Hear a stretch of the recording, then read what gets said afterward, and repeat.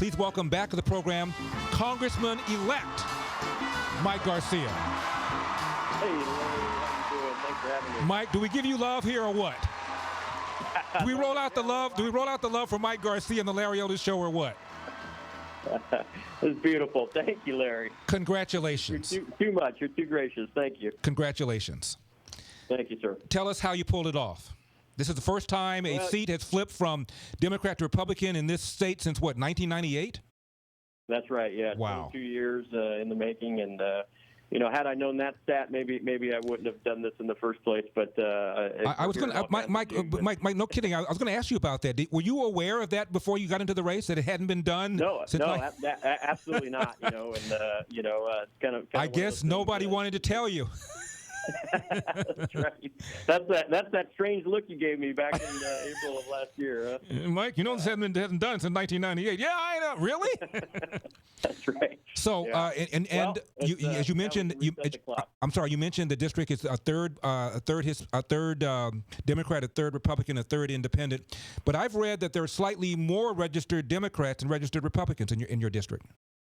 Yeah, that's right. There's maybe a few percentage points more in Democrat. It's a very purple district, and part of the secret to the success here is it wasn't about party affiliation. It's about values, and that allowed us to cross lines in many cases. And most importantly, it's about being able to continue to afford to live in this area and in California, and just highlighting the deficiencies in Sacramento, and some of my opponents obviously were representatives for us in Sacramento, and they had some bad votes, and things like AB 5 and higher taxes across the board are bad things to be associated with right now, especially during the COVID-19. So we held our opponents accountable, and we were just talking about good conservative values, and for the most part, the biggest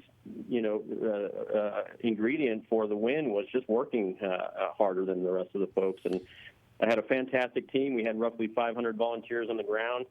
We ran for over a year, and we didn't take anything for granted, and we were always running like we were 5 points behind. And the folks on the ground supporting us, the volunteers, were true supporters, and very humbled to lead this effort.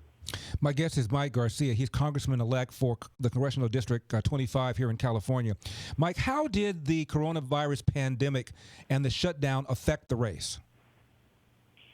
It dramatically is the short answer. Our advantage was to campaign. We were doing a great job getting out there and having the rallies in person, doing the fundraisers in person, knocking on doors. We were set to do the door knocking in earnest better than the opposition was going to do it. But before the stay-at-home order was actually announced, we pivoted about a week before. We went to all virtual campaign because we saw the writing on the walls, and started doing virtual town halls with 3,000 folks on the line, on some of these. And the phone calls replaced the door knocking, and again, this is the value of having the 500 volunteers, and that swelled to about 1,000 volunteers nationwide, I think we made 500,000 phone calls. So in terms of all of that, we had to be delicate and very sensitive while people are struggling. In many cases, they didn't want to pay attention to an election, but a very important election, and it's a very important part of our nation's history right now. And people ended up being very, passionate about this and paid attention very deeply to it. So, we just evolved quicker, and it is all virtual, and it still is on the campaign side. But we were very effective in that manner.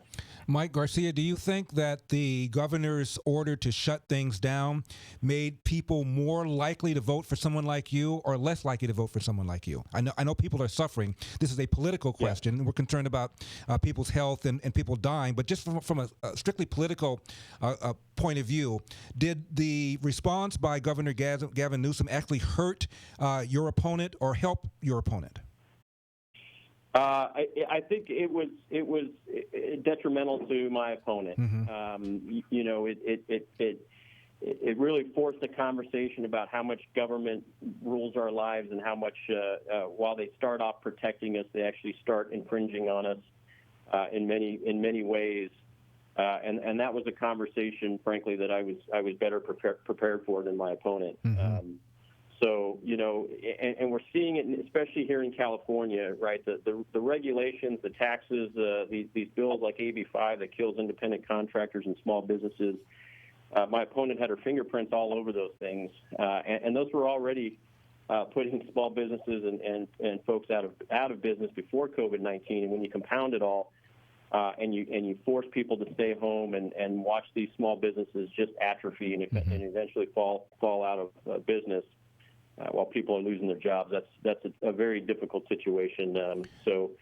I think folks are eager to get back to work. I think we have the guidance and the measures to be able to do so successfully and responsibly with minimal risks in place. And we've got to trust our small business owners, our large business owners, and the employees to manage those risks. But we've also got to take care of this economy and make sure that we don't torpedo the entire economic system in California and also nationwide. Mike, we have about 45 seconds left. For those outside of California, AB 45 made independent contractors, a lot of them full-time employees, and therefore employers had to pay all sorts of benefits, which made Uber drivers and things like that far more expensive.